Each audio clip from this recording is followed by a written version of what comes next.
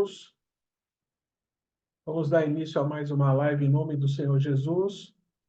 Hoje quem vai ministrar sou eu, mas antes de iniciar, eu quero falar aqui um versículo em Tiago, 1 Tiago, 1 Tiago, Tiago, capítulo 1, versículo 23, que fala assim: Se alguém é ouvinte da palavra e não praticante, é semelhante ao homem que contempla no espelho o seu rosto natural e depois de contemplar-se a si mesmo, vai-se e logo se esquece de como era.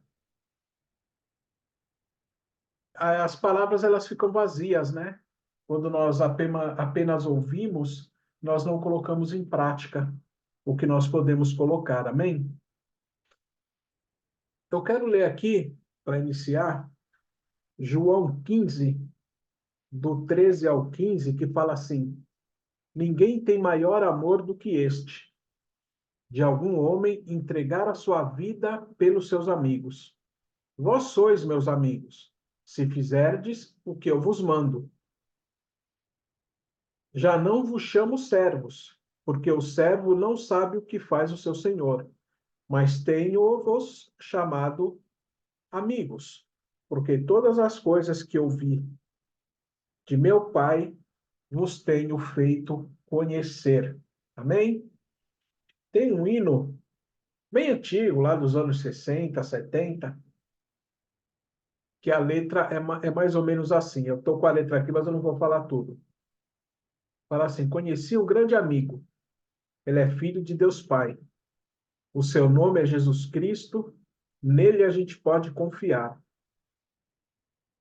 Se você anda perdido neste mundo de ilusão, aqui vai o meu convite e, ao mesmo tempo, a solução. Jesus, Jesus. O seu nome é Jesus. Nele a gente pode confiar. Nele a gente pode confiar.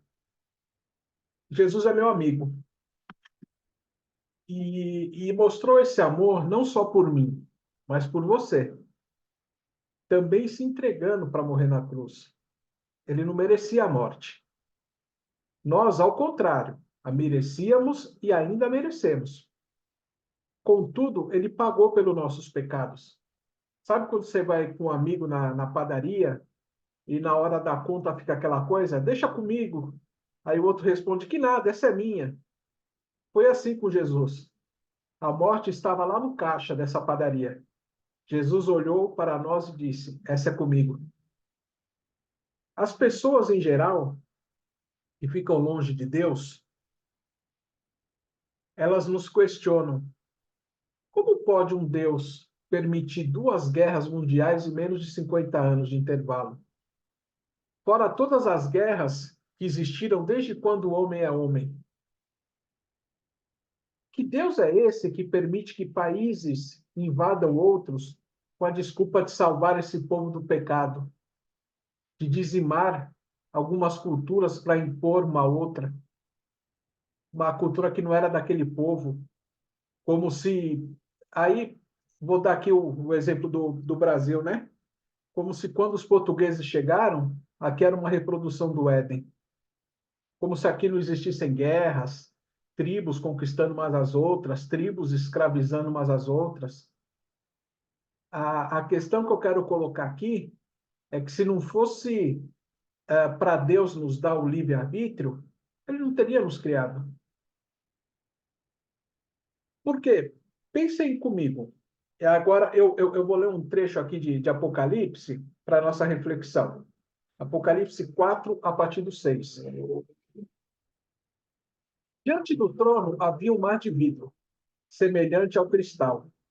E no meio do trono e ao redor do trono havia 4 animais cheios de olhos, na frente e atrás. E o primeiro animal era semelhante a um leão, e o segundo animal semelhante a um bezerro.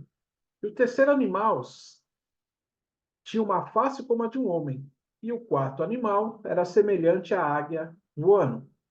E os 4 animais tinham cada um 6 asas ao redor, e eles estavam cheios de olhos por dentro, E eles não descansam, nem de dia nem de noite, dizendo: Santo, Santo, Santo, Senhor Deus Todo-Poderoso, que era, que é e que há de vir.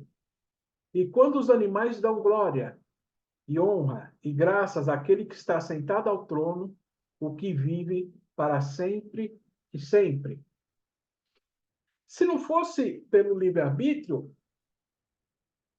ele teria ficado só com os anjos.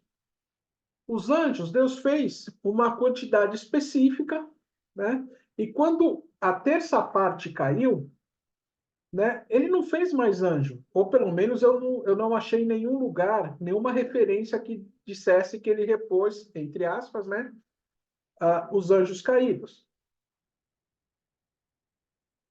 Então, o que ele fez com o homem? Ele fez um pouco menor que os anjos, porém deu algumas ordenanças. Ele fez o homem e deu o mundo para ele governar. Ele fez a mulher com o intuito de ajudar o homem a governar e eles a povoarem a terra. Esse ato de povoar significa criar famílias, criar grupos. E o desejo de Deus não era que houvessem guerras, intrigas, brigas. Coincidentemente, tudo que nós temos hoje em dia. O intuito de Deus era a paz. Só que Deus, ele não quer impor a paz dele. Ele nos deixa escolher se nós queremos a paz dele. Ele nos dá a opção se nós desejamos ou não estarmos com ele. Ele quer ser o nosso amigo. Ele quer que nós gostemos de estar com ele. Não que nós sejamos obrigados a estar com ele. Não uma relação tóxica. Deus não deseja uma relação tóxica conosco. Muito pelo contrário. Hoje é quinta-feira, né? E no domingo, após a ceia,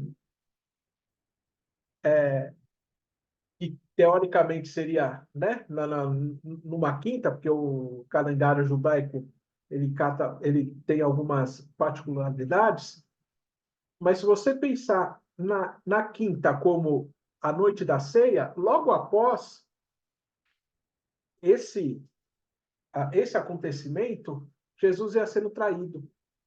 Se nós pegarmos Mateus 26, a partir do 45, ele fala assim: Então veio ele aos discípulos e disse-lhes: Dormi agora e descansai. Eis que é chegada a hora.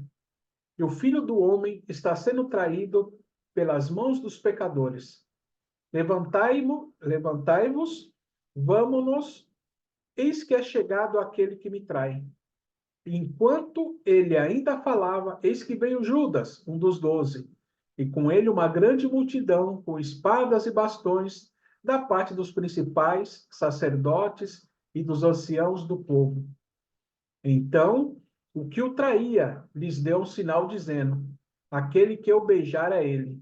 Segura-o rapidamente. E logo aproximando-se de Jesus, disse: Salve, mestre! E o beijou. E Jesus lhe disse: Amigo, por que tu vieste?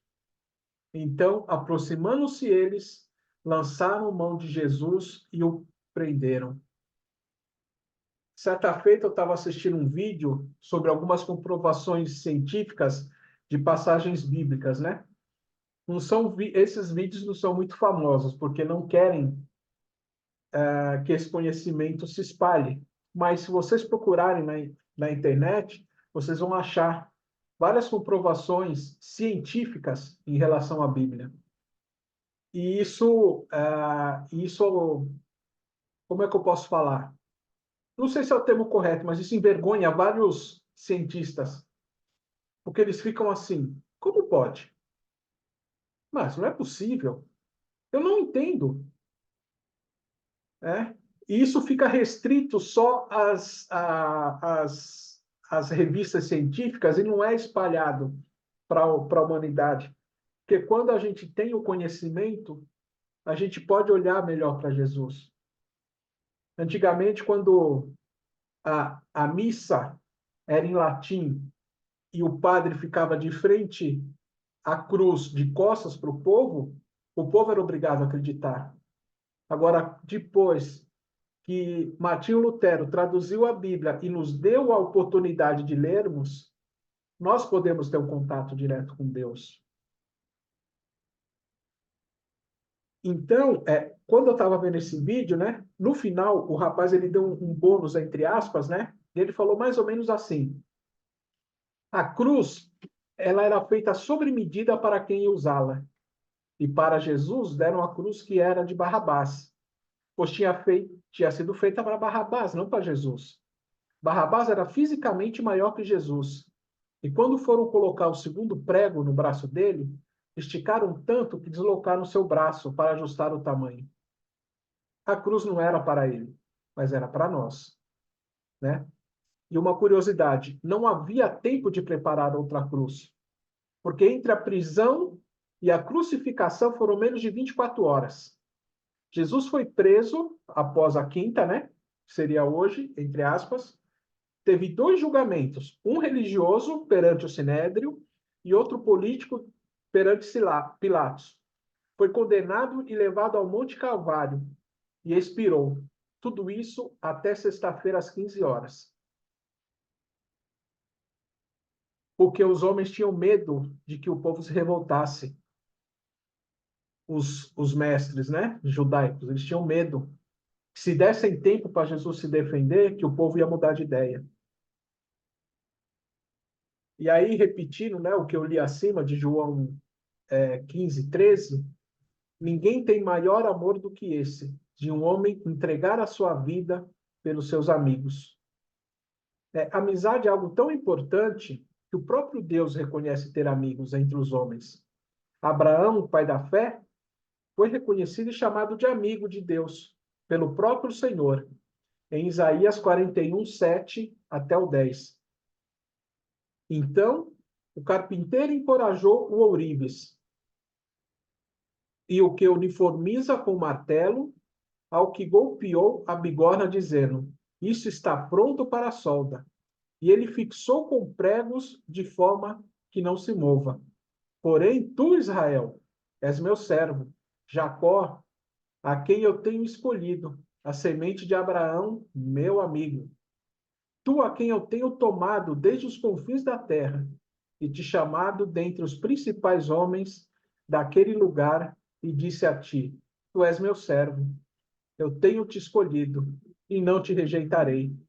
Não temas tu, porque eu estou contigo. Não estejas aterrorizado, que eu sou teu Deus. Eu te fortalecerei. Sim, eu te ajudarei. Sim, eu te sustarei com a mão direita da minha justiça. Irmão, se você está entrando em estado de desespero, se você está cansado, se você acha que você está chegando no seu limite, ouça novamente o versículo 10. Não temas tu, porque eu estou contigo. Não estejas aterrorizado, porque eu sou o teu Deus. Eu te fortalecerei. Sim, eu te ajudarei. Sim, eu te susterei com a mão direita da minha justiça. Grave isso no seu coração, porque é isso que Deus faz conosco. Jesus Cristo reconhece Lázaro, um de seus discípulos, como seu amigo. Ao mencionar que Lázaro havia morrido, em João 11, do 1 ao 5, e depois o versículo 11. Ora, um certo homem enfermo chamado Lázaro de Betânia, da aldeia de Maria e de sua irmã Marta. Era aquela Maria que ungiu o Senhor com unguento e secou seus pés com seus cabelos, cujo irmão Lázaro estava enfermo.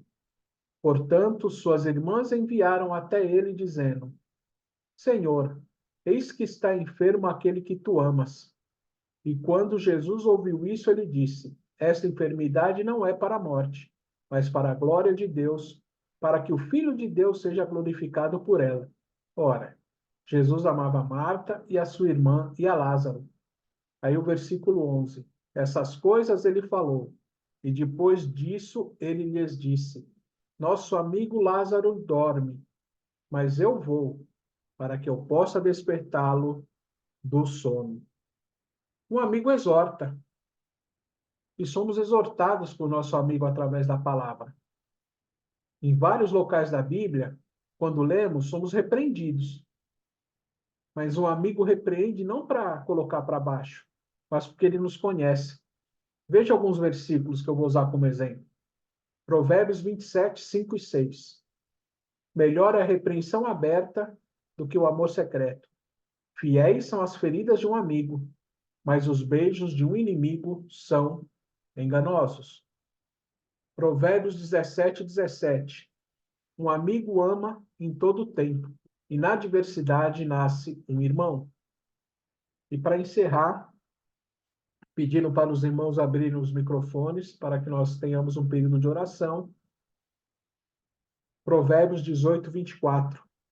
Um homem que tem amigos deve mostrar-se amigável, e há um amigo mais chegado que um irmão. Amém? O nosso amigo Jesus Cristo, ele está conosco. Ele não nos deixa.